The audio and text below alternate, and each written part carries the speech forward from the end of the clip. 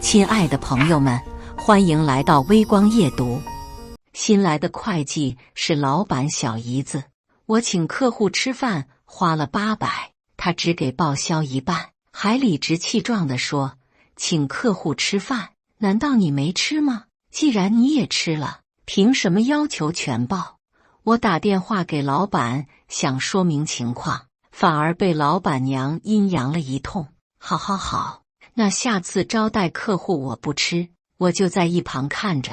我倒要看看丢了单子、断了资金链，他们能有什么好果子吃。接下来开始我们本期故事，记得点击订阅并开启小铃铛。刚到公司，我收到了财务报销的客户招待费，可我一看短信就发现了不对，因为上周我请客户吃饭，一共花了800。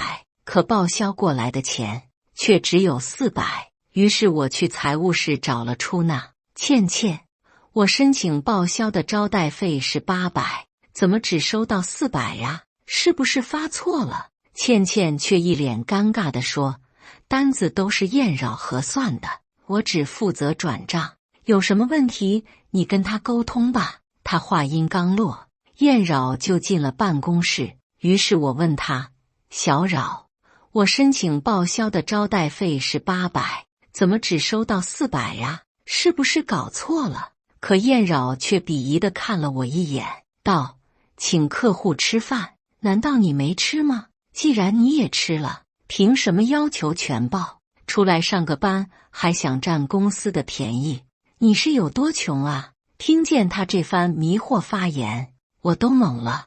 我试图跟他理论，我是吃了饭没错，但也是为了给公司拉业务啊。平时我才不会去那种餐厅吃饭，而且按照规定，这种招待费本来就是该全报的，之前的会计都是这么报的。听见这话，燕扰更理直气壮了。之前的会计就是没眼力劲，拿着公司的钱乱来，才被我姐骂走了。但现在我来了，你们休想再占公司1分1毫的便宜。他说这话我就懂了，这燕扰是老板娘的亲妹妹，感情她是替自己姐姐守财来了，可再怎么守财也不该从员工身上扣啊。可看着燕扰那副得意的样子，我就知道跟她是没有办法沟通的，于是我就跟主管反映了一下情况。但主管是燕扰和老板的亲哥，我去告他亲妹的状，他直接给我打了通太极，说这种小事让我们自己去协商。得到这个结果，我真的要被这些没本事又占着重要职位的关系户气炸了。最后没办法，我只好给老板打了个电话反映情况，可没想到电话拨过去，竟是老板娘接的。云木，你找老席什么事啊？他还没起呢。听见老板娘的声音，我心里咯噔了一下，但还是打算把事情如实告诉他。毕竟席总是个妻管严，就算我私下找他说这事，最后还是会传到老板娘耳朵里。我不想把自己搞得里外不是人，于是我道：“是这样的，老板娘，上周我找小扰报销了一笔800块的招待费，但今天只收到了400。小扰说跟客户吃饭我也吃了，所以只给报一半。但我请客户吃饭也都是为了公司业务嘛，平时我哪能跑去餐厅吃饭呀？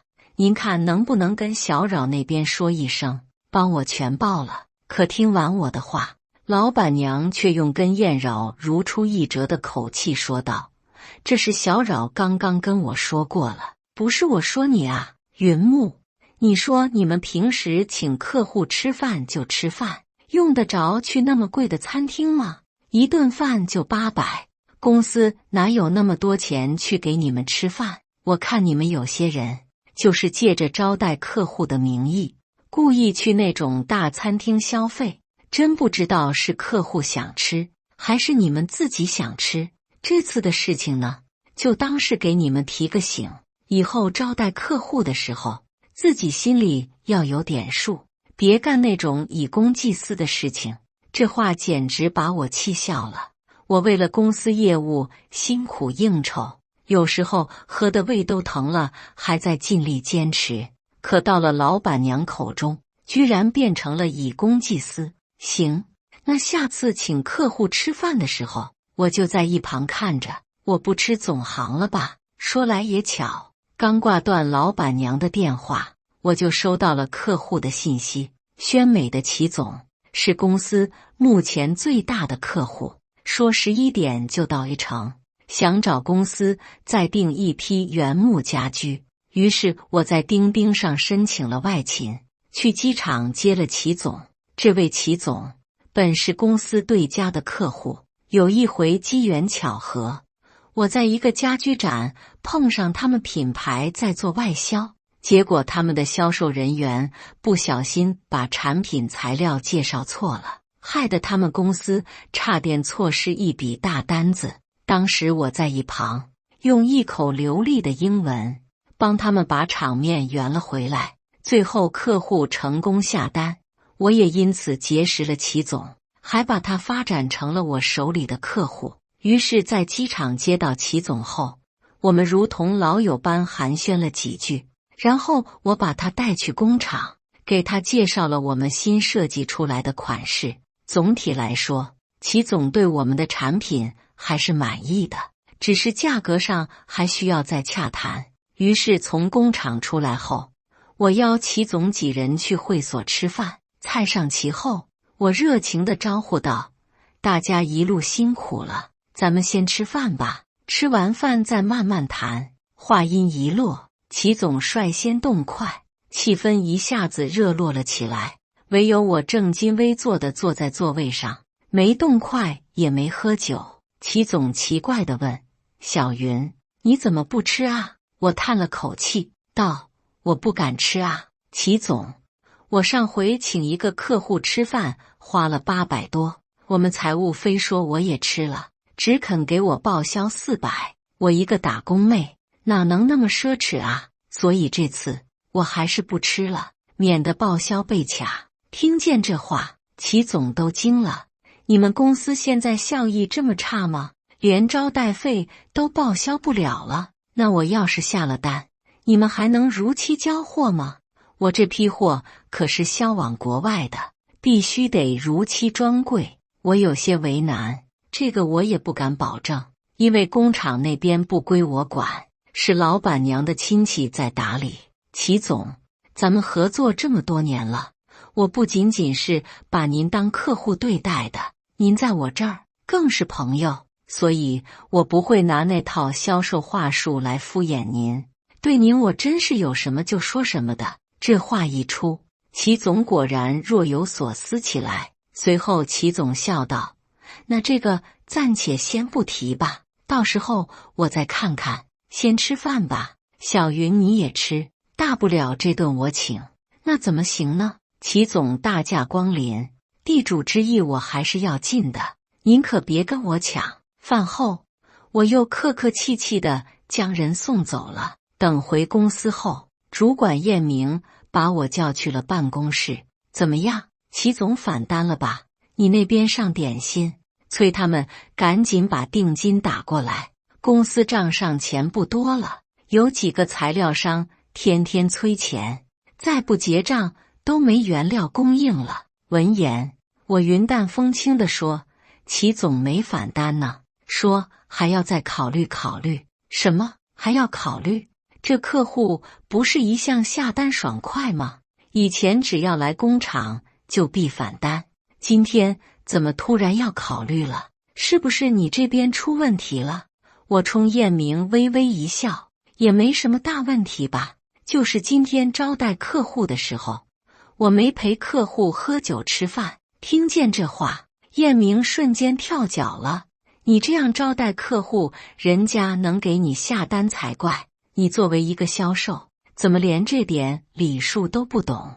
你知不知道公司最近资金周转有多困难？现在就等着齐总那边下单打定金呢，现在全被你搅和了，我看你怎么跟我妹夫交代。”可无论燕明有多破防，我却丝毫不慌。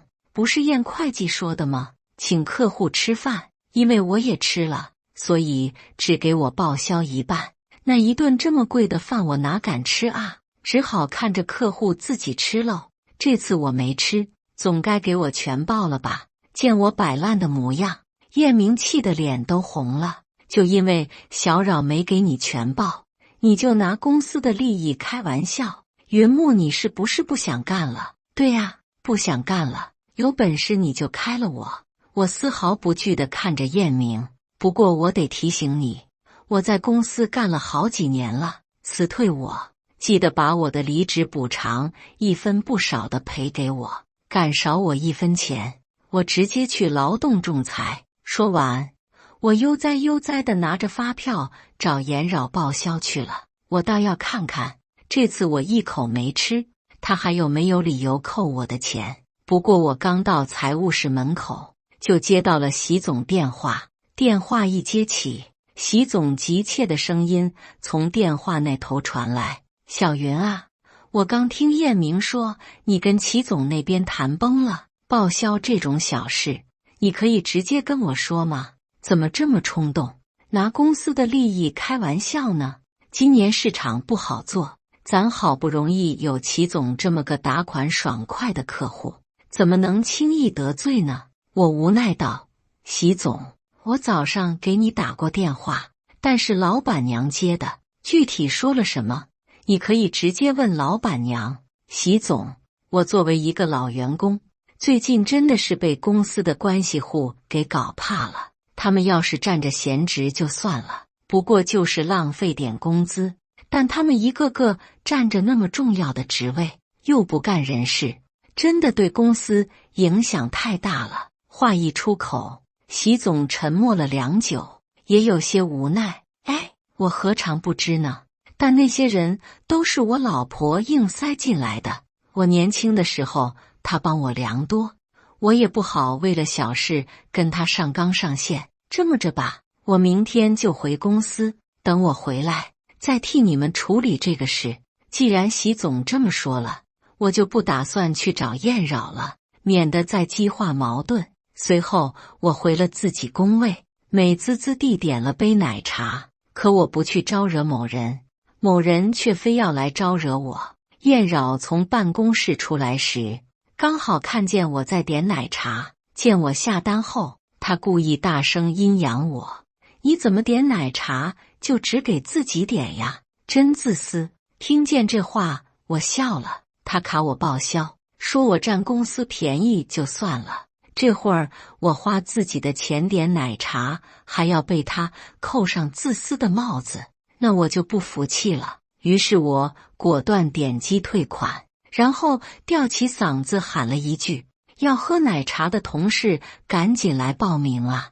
咱们公司最大方无私的燕扰会计要请大家喝奶茶喽！我要芋泥波波，你们要什么？这个点大家都比较疲累，一听有人请喝奶茶，瞬间精神了啊！那我要咖啡行不行？我不喝咖啡，我要杨枝甘露。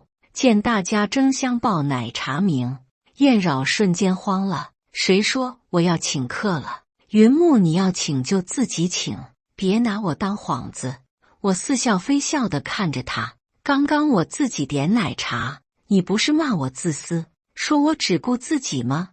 那你这么无私，就拿点钱来请大家喝下午茶呗。同事们说是不是啊？燕扰平时仗着自己姐姐是老板娘，就在公司对同事们趾高气昂，可以说全公司没几个人喜欢他的。这会儿我带头刺他，大家纷纷响应。是啊，你骂云木小气，就自己掏腰包请我们喝呗。堂堂老板娘的亲妹妹，不会连奶茶都请不起吧？平时摆得可阔了，一到见真章的时候怎么就怂了啊？燕扰气得半死，最后涨红着脸回了办公室，一整天都没再出来。直到第二天早上，他才和老板前后脚踏进了公司。习总一来，就直接把我和燕扰叫进了办公室。落座后，习总率先问我：齐总那边什么情况？你今天跟他联系了没有？我如实作答，暂时还没有。毕竟要联系的话，我总得再请齐总吃顿饭聊表歉意。但验会计卡报销卡得这么严格，我不敢随便跟客户一起吃饭了。习总明白我的意思，便对燕扰说道：“小扰，这事儿的确是你做得过了。这销售招待客户的费用，公司是应该要全报的。这样，你给云木道个歉，然后安排出纳把之前的钱给他补回去，这事就算了。现在公司正是艰难时期，咱们不能内里起哄。可燕扰之前对我有多趾高气昂，现在就有多不服气。我凭什么给他道歉啊？姐夫，我可是在帮你省钱，你到底帮谁啊？”习总无奈地揉了揉眉心，再省钱也不是这个省法啊。在家里，我是你姐夫，我肯定帮你，但在公司，我是所有人的老板，就得公平的决断事务。小扰，你别任性，公司还等着齐总的单子过难关呢。燕扰大概是在家里被宠坏了，居然连习总的账都不买，反而还给我们泼起了脏水。我才不信这女人真有那么厉害呢，不过是长了副沟人样，用身体换业绩罢了。姐夫，你这么维护这个女人，该不会也跟她有一腿吧？一听这话，习总再也忍不住发火了。燕扰，你知不知道你在说什么？在家里没大没小也就算了，怎么在公司还要胡作非为？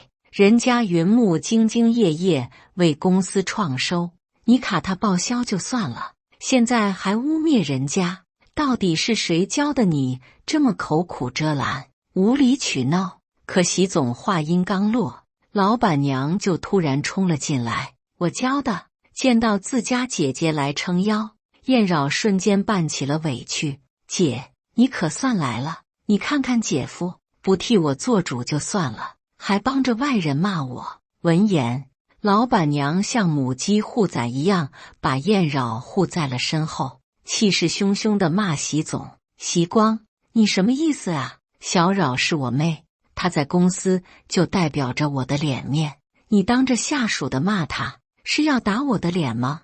你以为你现在开公司做老板就了不起了是吗？那些年我刚给你生了孩子，你妈就病倒了，要不是我放弃事业，替你照顾老的小的，你以为你能干这么大的事业吗？怎么发达起来就翻脸不认人了？”每次听老板娘细数往事，习总都不自觉地矮他一头，此刻也是。习总的气势很快敛了回去。老婆，我没那么个意思，但这件事的确是小扰做的不妥当，要以后都这样报销，那些销售谁还敢跟客户一起吃饭啊？他们不去招待客户，业务又从哪里来？我知道你为我付出了很多，所以这些年你要什么我都给你，包括你把家里亲戚安排进公司，我也没说过一个不字，对不对？我对你的心你都知道，别总冤枉我成不成？见习总服软，老板娘也见好就收。行吧，你自己心里有数就成。这事可能是小扰做的不妥当，但他也是按我的意思办事。这个云木行事做派妖妖娆娆的，我注意她很久了，一看就不是正经女人。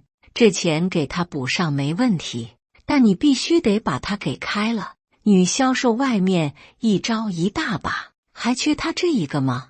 眼见以退为进有效，习总继续好声好气地讨好老板娘。开，老婆说开了她咱就开了她，不过咱们公司现在最大的客户只认云木，把它开了，咱们一年起码少赚300万。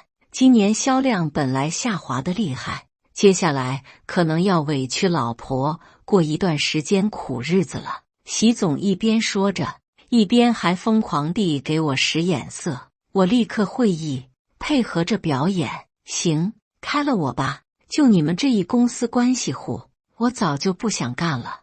我明天就带齐总去别的公司开单，怎么着也能混个销售总监当当。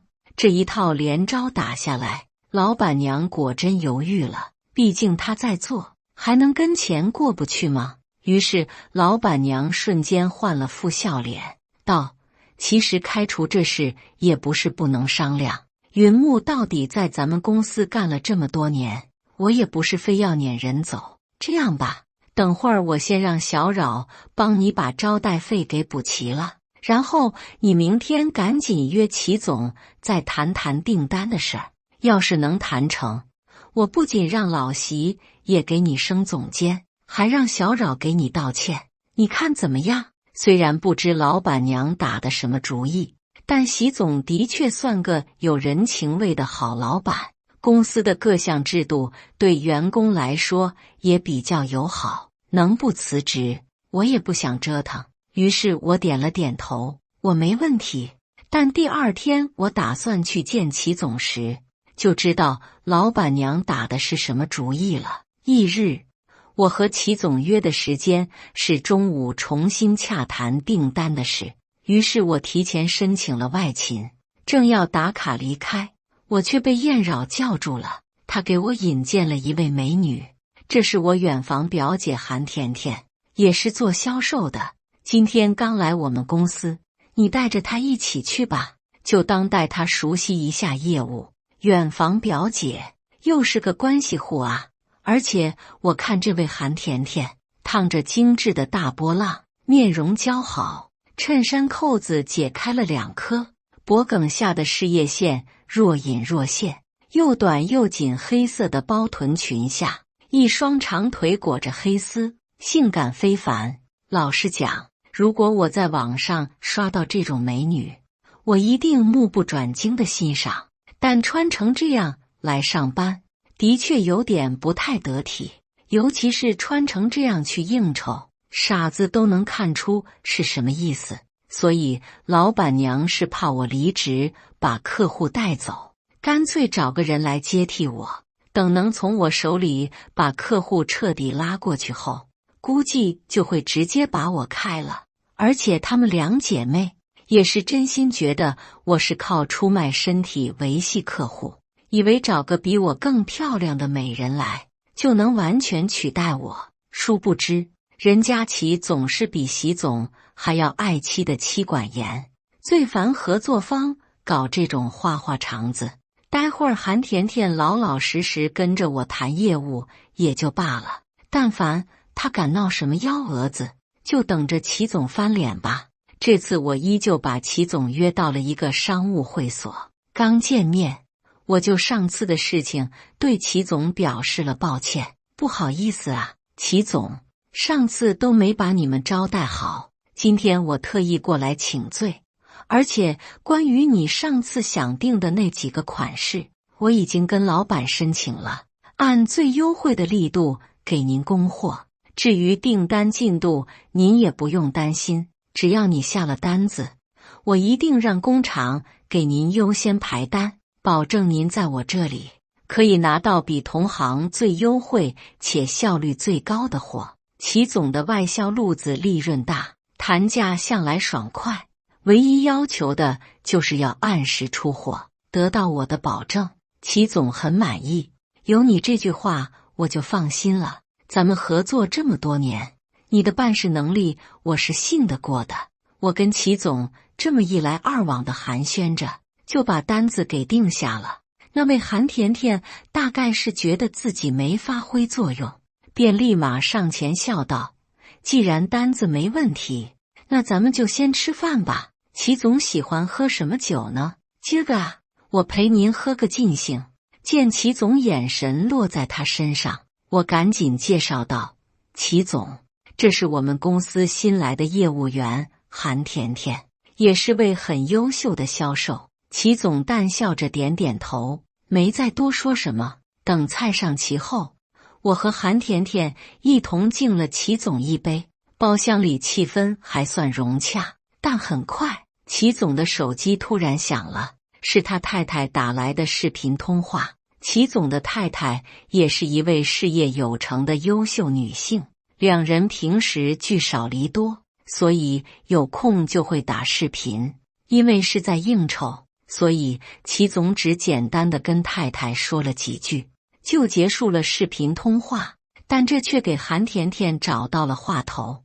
她笑着问齐总：“齐总，这是被太太打电话查岗了吗？”齐总人挺随和，平时也愿意跟大家玩笑，便随口应道：“是啊，看我在干嘛呢？”闻言，韩甜甜立马做出副善解人意的模样。哎呀，这查岗的习惯可不好，男人嘛，都是要在外面干大事业的，应酬的时候逢场作戏，那都是很正常的事。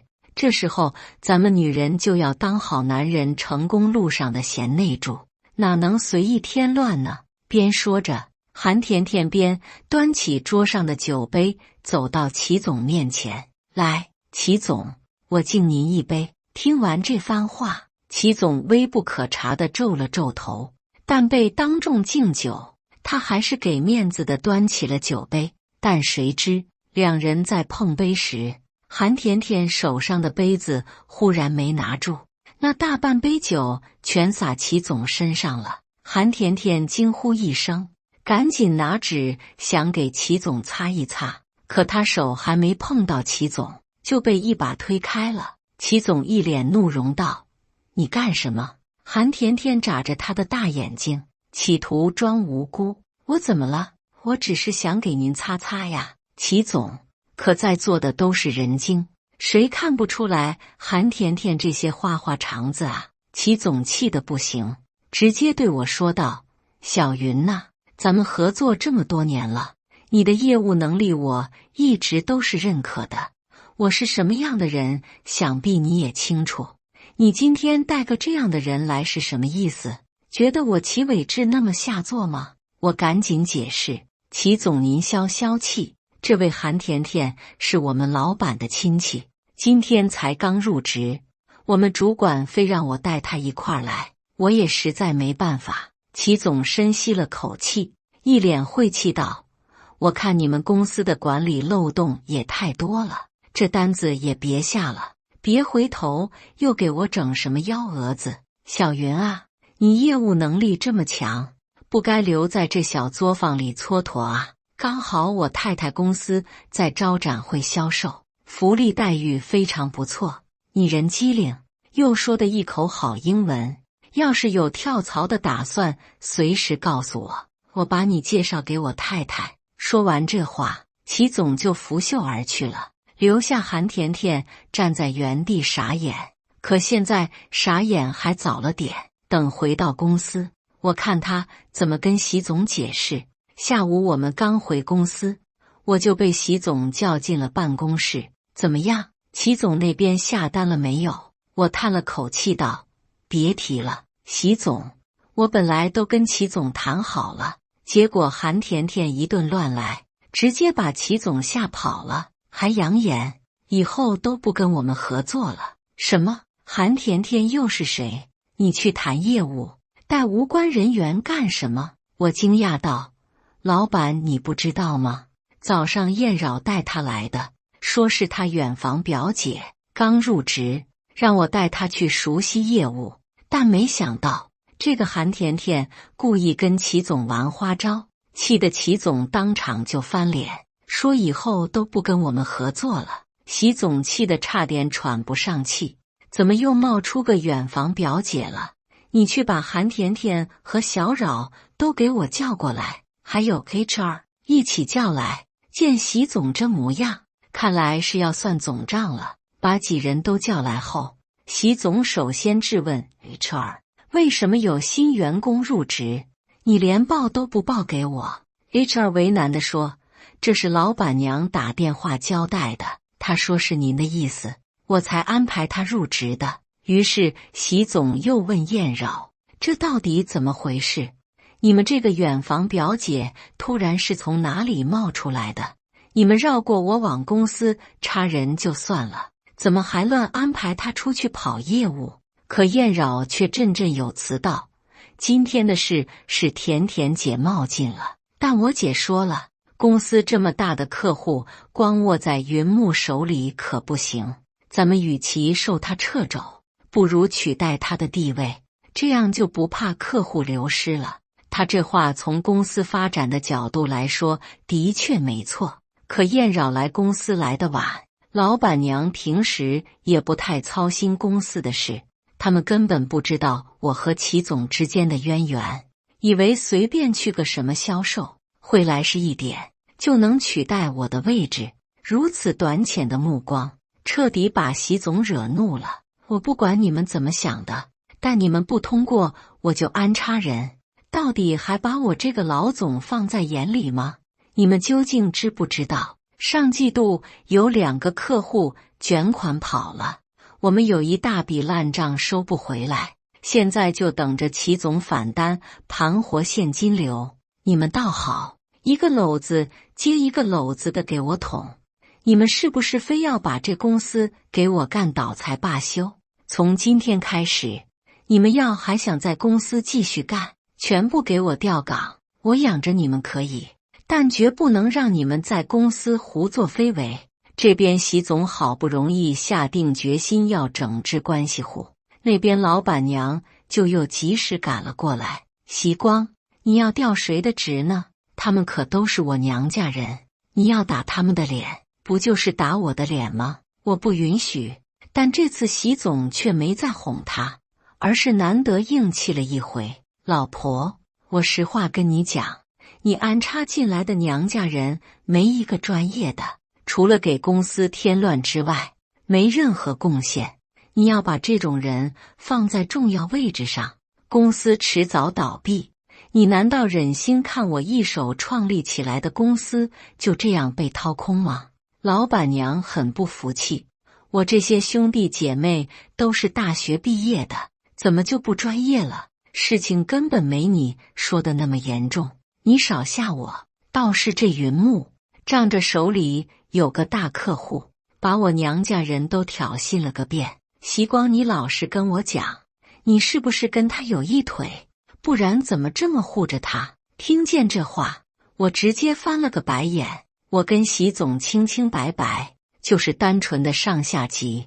倒是你安排进来韩甜甜，在会所直接往人齐总身上扑，才把人吓跑的。要不然这会儿齐总的定金都打到公司账上了。但现在齐总说了，以后永不和你们合作。还有齐总太太的公司刚好要招人，问我要不要跳槽，我已经同意。习总，鉴于咱们公司的管理实在太差劲了，我不干了，等会我就打申请，麻烦你批一下。这话一出，习总赶紧劝道，这不至于啊，云木，你在公司干了几年，你的能力大家有目共睹，跳槽的事我希望你再认真考虑一下。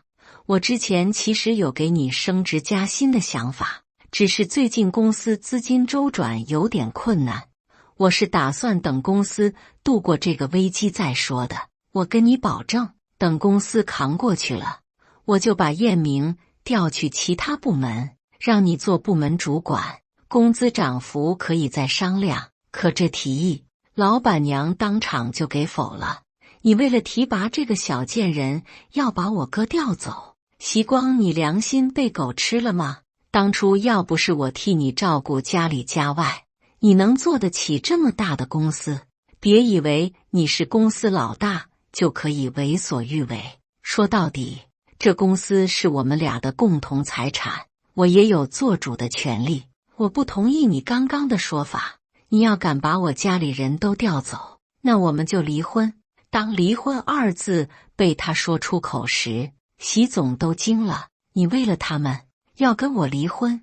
老板娘以为自己拿捏住了习总，得意地说道，是，你要敢动我娘家人，我们就离婚。习总沉默良久，随后唇间扬起了一抹讽刺的笑。行，你要离婚就离婚吧，如你所说，当初没有你支持我开不起这么大的公司，所以这公司我们一人一半，家里的财产我们也平分。孩子们都大了，他们愿意跟谁就跟谁，我们都别干涉。但我告诉你，如果你不想离婚，你这些娘家人，我改变主意了，我都懒得给他们调岗了，我全部开除。所以你自己选，选完了，咱俩以后谁都别后悔。事情发酵到这一步，周围的同事都无心工作，几乎都围过来看热闹了。得到这个结果，我真的要被这些没本事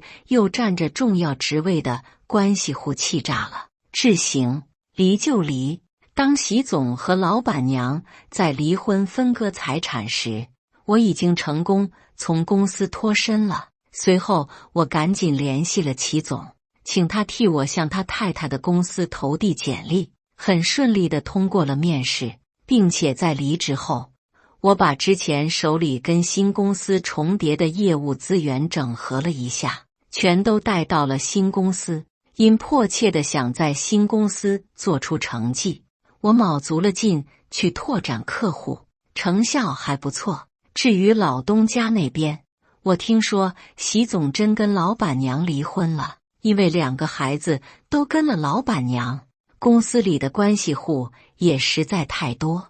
习总拿了自己的股份，直接套现走人了。习总走后，因为老板娘自己不懂经营，就让燕明上位了。这燕明一上位，就把之前跟他们家里人不对付的人都暗地里挤兑走了，然后又安排自己家亲戚进来，一个好好的公司直接变成家庭作坊了。可想而知，这公司被燕明经营的差点破产。后来听同事说，燕明为了送孩子出国留学，就动了歪心思，暗地里挪用公款，把公司的钱据为己有了。老板娘和燕扰明知他这种行为有风险，但还是睁只眼闭只眼，由他去了。不过最后这事被一个跟燕扰有过节的员工无意中发现了，然后直接向检察机关举报了。燕明当即被抓，后来税务那边来查账，发现公司还存在漏税行为，直接就把会计燕扰和法人老板娘一起给扣了。一个原本经营的好好的公司，就这样被家庭作坊给败了。后来见前妻被抓，习总心软，想看在孩子的份上把他捞出来，可没想到老板娘这个拎不清的，自己都泥菩萨过江了，还敢对习总颐指气使，说让他必须把燕扰和燕明也一块弄出来，否则他也不出来。闻言，习总彻底心冷，当场就带着律师走人了。后来判决下来，燕明因还上了一部分公款，情节不算太坏，被判了4年，而燕扰和老板娘，一个2年，一个3年。这燕家3兄妹算是被一锅端了。至于习总，听说他全力投入重新创业，但因为近年市场环境不好，一直没什么水花，最后找了个大企业做管理去了。至于我，自然是继续全力冲刺，为自己的事业继续添砖加瓦。感谢大家的观看，本期故事精彩吗？欢迎大家在下方评论区吐槽。如果你喜欢这类故事，记得点击订阅微光夜读，并分享给更多的人，这会对我帮助很大。再次感谢大家的观看。